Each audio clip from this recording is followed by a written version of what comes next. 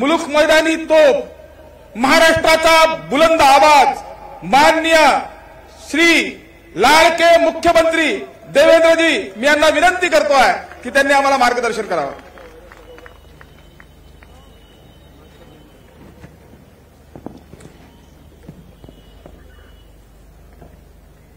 हिंदवी स्वराज्याचे सरसंस्थापक छत्रपती शिवरायांना मानाचा मुजरा करतो. भारतीय राज्यघटनेचे शिल्पकार भारतरत्न डॉक्टर बाबासाहेब आंबेडकर यांना मानवंदना अर्पित करतो. नवभारताची मुहूर्तमेढ ज्यांनी रोवली ते आपल्या सर्वांचे आदर्श नेते श्रद्धेय अटल बिहारी वाजपेयीजी यांच्या जन्मशताब्दीच्या निमित्ताने त्यांना अभिवादन करतो. आणि आजच्या या जन्मशताब्दी समारोहामध्ये आणि सत्कार समारोहामध्ये ज्यांच्या हस्ते आमचा सत्कार झाला ते आपल्या सर्वांचे लाडके नेते, आपले मार्गदर्शक, ज्यांच्या नेतृत्वात आपण सगळे लोक या ठिकाणी तयार झालो ते आदरणीय नितीनजी गडकरी, माझे सहकारी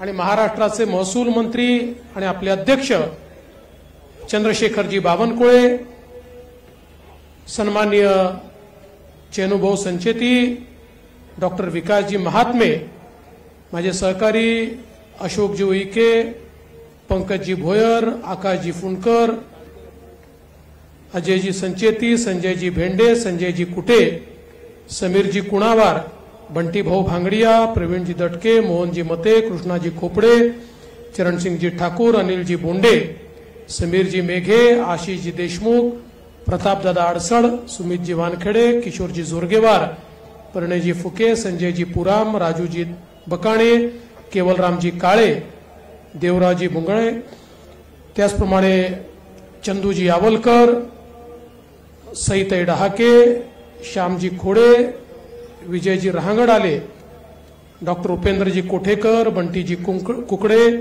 सुधाकरराव कोहळे, महंत भगीरथीजी महाराज, या ठिकाणी समोर उपस्थित असलेले आपले सर्व माजी आमदार, पदाधिकारी आणि उपस्थित सर्व कार्यकर्ता भगिनी आणि बंधूंनो, आज खरं म्हणजे आमच्या सत्काराचा कार्यक्रम आयोजित करण्यात आला आणि माझ्या जीवनामध्ये मी सत्कार घेणं नेहमी टाळतो.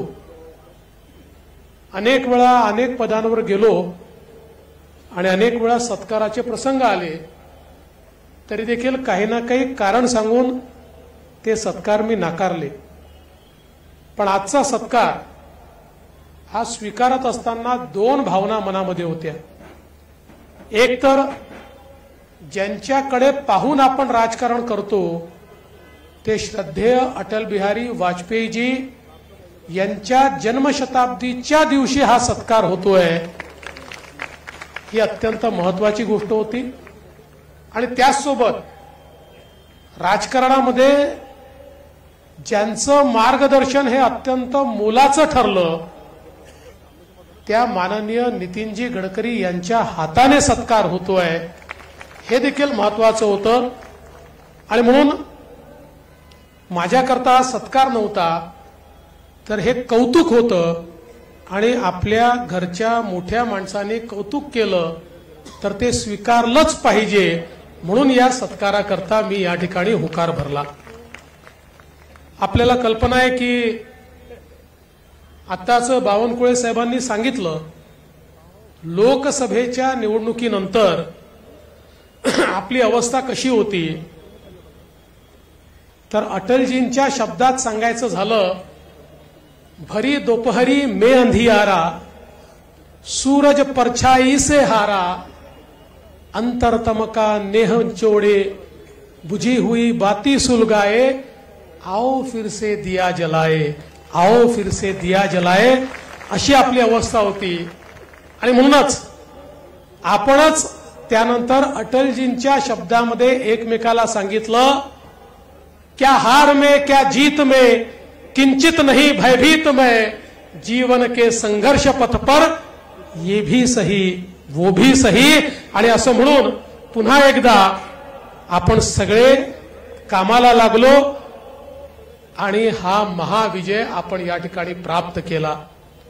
आणि म्हणून आज जो सत्कार या ठिकाणी होतोय हा मंचावर बसलेल्या आमचा जरी सत्कार असला तरी देखील तो सत्कार तुमच्या सगळ्यांच्या वतीनं आम्ही स्वीकारतो आहे, भाजपच्या असंख्य कार्यकर्त्यांच्या वतीनं आम्ही स्वीकारतोय। कारण कार्यकर्त्यांचं प्रतीक म्हणून या ठिकाणी आम्ही बसलो। एकदा सुप्रियाताई असं म्हणाल्या होत्या, अकेला देवेंद्र क्या करेगा। सुप्रियाताईंचं म्हणणं खरं होतं, अकेले देवेंद्र की कोई औकात नहीं है, अकेला देवेंद्र कुछ नहीं कर सकता। पण त्यावेळी ताईंना हे माहिती नव्हतं देवेंद्र अकेला नहीं है, पूरी भारतीय जनता पार्टी उसके साथ है। आणि भारतीय जनता पार्टी ज्याच्या पाठीशी उभी राहते, माननीय मोदी साहेबांसारखे, माननीय गडकरी साहेबांसारखे नेते ज्यांच्या पाठीशी उभे आहेत, त्यांची शक्ती आणि त्या शक्तीचं आकलन हे कधीच त्यांना येऊ शकत नाही। आणि म्हणूनच आज हा जो विजय मिळाला हा त्या शक्तीचा विजय आहे की जी शक्ती संघटितपणे अखंडितपणे या ठिकाणी आपल्या पाठीशी उभी होती। आणि अटलजींचा जो मंत्र होता, टूटे हुए सपने की सुने कौन सिसकी, अंतर को चीर व्यथा पलकों पर ठिठकी, हार नहीं मानूंगा रार नहीं ठानूंगा, काल के कपाल पर लिखता मिटाता हूं, गीत नया गाता हूं, गीत नया गाता हूं। ही जी प्रेरणा आपल्याला होती, ही प्रेरणा खऱ्या अर्थानं या विजयाकडे आपल्याला नेत होती। आणि हे सगळं होत असताना आज खऱ्या अर्थानं स्वर्गामध्ये अटलजी हे सर्वाधिक या ठिकाणी आनंदी असतील की ज्या भारतीय जनता पक्षाला एक नवीन उभारी त्यांनी दिली आणि ज्यांनी सांगितलं की पश्चिमी तटावर उभा राहून मी या ठिकाणी सांगतो, अंधेरा छटेगा, सूरज निकलेगा और कमल खिलेगा, ते त्यांनी होताना बघितलं। 2014 साली मोदीजींच्या रूपानं पूर्ण बहुमताचं सरकार आणि आज महाराष्ट्रामध्ये न भूतो न भविष्यती अशा प्रकारचा प्रचंड मोठा विजय की एकट्या भाजपला 132 जागा आणि महायुतीला 237 जागा, हा प्रचंड मोठा विजय या ठिकाणी मिळताना त्यांनी बघितला। मला असं वाटतं की त्यांच्या जन्मशताब्दीच्या वर्षी आणि राष्ट्रीय स्वयंसेवक संघाची ही शताब्दी जेव्हा पूर्ण होते आहे त्यावेळी या महाराष्ट्रामध्ये असं सरकार येणं यापेक्षा मोठी आदरांजली सुमनांजली दुसरी कुठलीच असू शकत नाही, हे मी निश्चितपणे सांगू इच्छितो। आणि आज खरं म्हणजे या निमित्ताने महाराष्ट्रातल्या जनतेचे आभार तर अनेक वेळा मानले, कारण त्यांच्याशिवाय हा विजय मिळू शकत नाही। माननीय आपल्या देशाचे नेते माननीय मोदीजी ज्यांच्या नेतृत्वात आपण ही निवडणूक लढलो त्यांचे आभार मानले, नड्डाजींचे मानले, माननीय अमित भाईंचे मानले, माननीय राजनाथ सिंगजींचे मानले, माननीय आपले नेते गडकरी साहेबांचे मानले। पण आज खऱ्या अर्थानं मला आभार मानायचे आहेत ते भारतीय जनता पक्षाच्या असंख्य कार्यकर्त्यांचे की ज्यांच्या मेहनतीमुळे हा दिवस आपल्याला पाहायला मिळाला।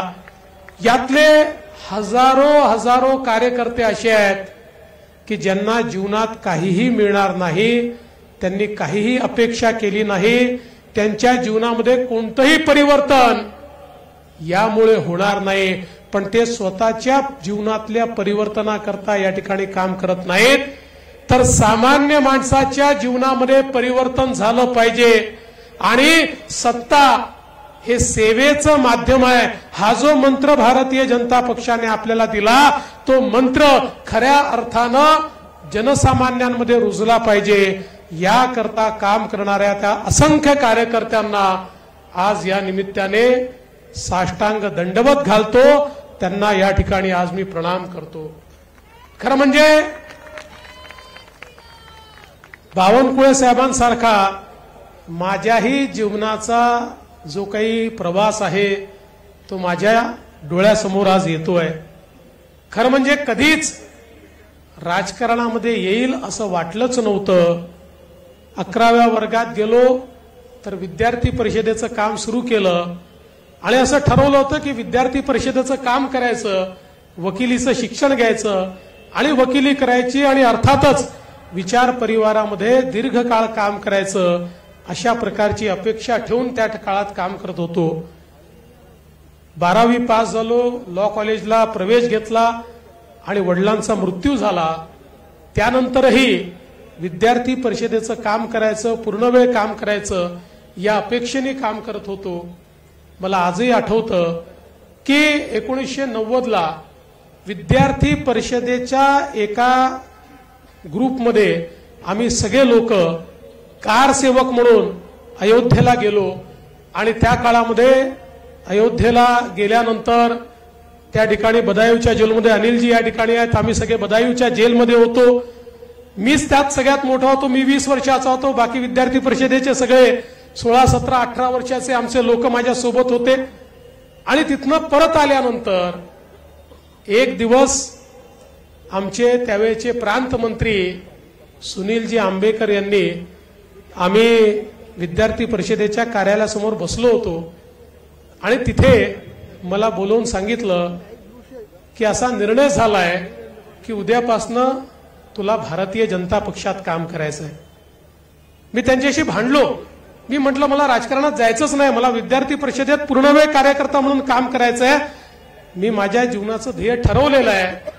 पण त्यांनी सांगितलं की आपला निर्णय आपण करत नाही आणि तुला काही जर प्रश्न असतील तर विलासजी फडणवीस यांच्याकडे जा आणि त्यांना तू सांग। मी दुसऱ्या दिवशी विलासजींकडे गेलो, त्यांना सांगितलं की विलासजी मला राजकारणात कामच करायचं नाही आहे।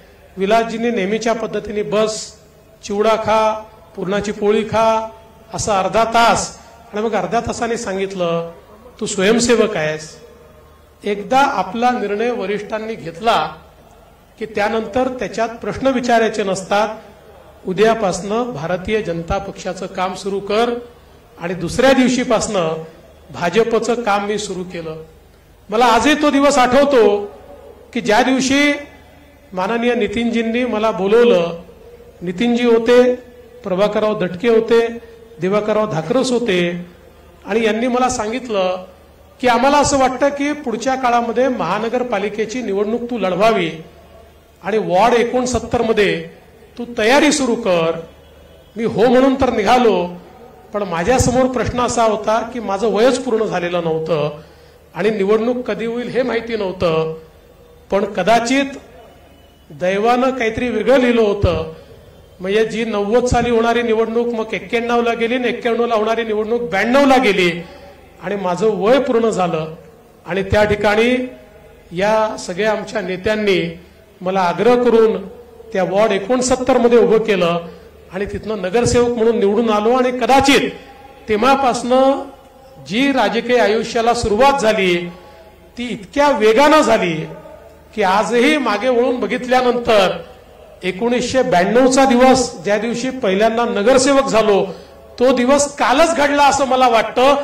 इतक्या वेगानं ही सगळी वाटचाल होत राहिली। महापौर झालो, आमदार झालो, पक्षात महामंत्री झालो, युवा मोर्चाचा राष्ट्रीय उपाध्यक्ष झालो, पक्षामध्ये प्रदेशाचा अध्यक्ष झालो, मुख्यमंत्री झालो, विरोधी पक्षनेता झालो, पुन्हा उपमुख्यमंत्री झालो, पुन्हा मुख्यमंत्री झालो। अशा प्रकारची ही सगळी वाटचाल, आपण सगळे लोक या वाटचालीचे साक्षीदार आहात। पण निश्चितपणे माननीय नितीनजी असतील, माननीय गोपीनाथराव मुंडेजी असतील, माननीय प्रमोदजी असतील, माननीय भाऊसाहेब फुंडकर असतील, या सगळे जे आपले नेते मंडळी आहेत, या सगळ्या नेते मंडळींचा खरं म्हणजे या सगळ्या वाटचालीमध्ये एक अत्यंत महत्वाचा अशा प्रकारचा वाटा राहिला। त्यांच्या मार्गदर्शनामुळेच माझ्यासारखा एक सामान्य कार्यकर्ता हा या ठिकाणी पोहोचू शकला। आणि अनेक लोकांनी जी काही मेहनत केली, म्हणजे मला या गोष्टीची नेहमीच जाणीव राहिली आहे की माझ्यासारखे माझ्या क्षमतेचे किंवा कदाचित माझ्यापेक्षा जास्त क्षमतेचे देखील अनेक कार्यकर्ते त्या कालखंडामध्ये होते, पण त्यांच्यामध्ये मला संधी मिळाली आणि म्हणून या ठिकाणापर्यंत मी पोहोचू शकलो. आणि म्हणूनच मी निश्चितपणे आपल्याला सांगतो, सत्ता किती मिळाली तरी ही सत्ता कधीच माझ्या डोक्यात जाऊ शकत नाही, कारण मला हे माहिती आहे की मी जे काही आहे ते भारतीय जनता पक्षामुळे आहे. भारतीय जनता पक्षाशिवाय देवेंद्र फडणवीसची काही अवकात नाही. भारतीय जनता पक्षाशिवाय देवेंद्र फडणवीस याचे कुठलाही वजूद नाही.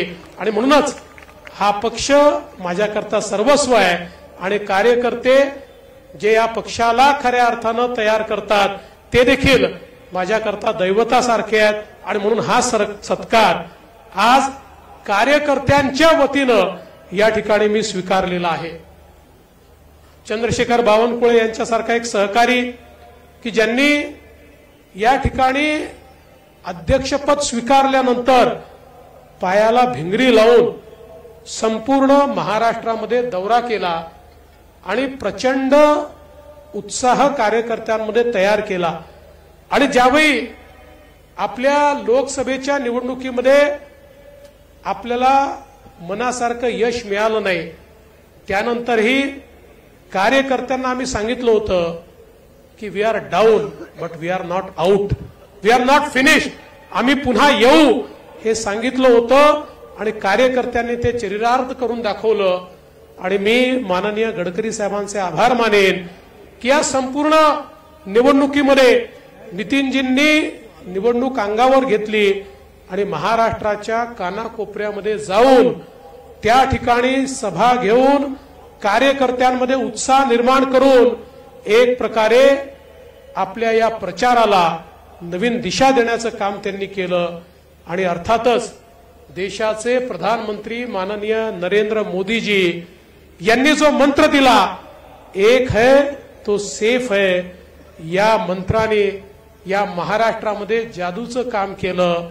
आमच्या लाडक्या बहिणींनी, आमच्या शेतकऱ्यांनी, आमच्या सामान्य माणसांनी, दीन दलित गोरगरीब आदिवासींनी, आमच्या ओबीसींनी, आमच्या विविध समाजातल्या लोकांनी ज्या प्रकारे एकत्रित येऊन एक अशा प्रकारचं मॅन्डेट दिलं. अनेक वेळा लोक म्हणतात भगवान देता है तो छप्पर फाड़ के देता है, अशा प्रकारचं मॅन्डेट. आणि आमच्या मित्र पक्षांसहित माझे सहकारी राज्याचे माजी मुख्यमंत्री आणि आताचे उपमुख्यमंत्री माननीय एकनाथराव शिंदेजी असतील किंवा आपले राष्ट्रवादी काँग्रेसचे अजितदादा पवार असतील किंवा रामदासजी आठवले आणि आपले छोटे छोटे सोबतचे पक्ष असतील, या सगळ्यांच्या सहकार्यामुळे एक चांगला विजय आपल्याला मिळाला. या विजयामुळे जबाबदारी वाढली आहे. पण ही जबाबदारी जरी वाढली असली तरी आमचे सगळे वरिष्ठ नेते हे हिमालयासारखे आमच्या पाठीशी उभे आहेत. त्यामुळे ही जबाबदारी चांगल्या प्रकारे पार पाडू आणि सामान्य माणसाच्या आशा आकांक्षा अपेक्षा या निश्चितपणे पूर्ण करू. आणि अटल बिहारी वाजपेयीजींनी ज्या नवभारताची मुहूर्तमेढ ठेवली, ज्या नवभारताला एक नवीन दिशा माननीय मोदीजींनी दिली, त्या नवभारतामध्ये माझा नव महाराष्ट्र हा सर्वात पुढे असेल हा विश्वास आपल्या सगळ्यांना देतो. आणि पुन्हा एकदा आपल्या सर्वांचे मनापासून आभार मानून माझे 2 शब्द संपवतो. धन्यवाद. जय हिंद, जय भारत.